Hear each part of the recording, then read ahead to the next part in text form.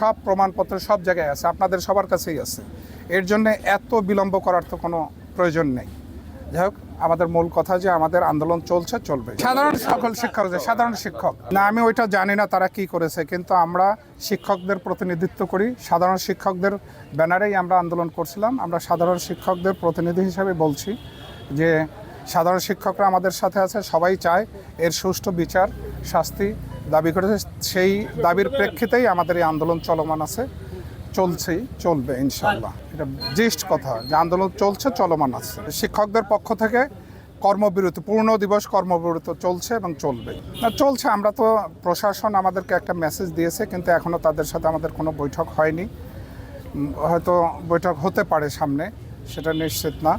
কিন্তু আমরা এখন পর্যন্ত এই কর্মসূচি আমাদের যেটা চলমান আছে, একটা বিষয় আমরা কিন্তু দাবি করেছি, আমাদের সম্মানিত শিক্ষক কর্মকর্তা কর্মচারীর উপর যে হামলা হয়েছে, তাদেরকে যে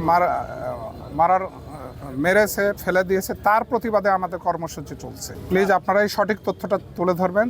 সেই সন্ত্রাসীদের বিচারের দাবিতে, সুষ্ঠু বিচার করে শাস্তির আওতায় আনার দাবিতে আমাদের চলমান কর্মসূচি অব্যাহত আছে।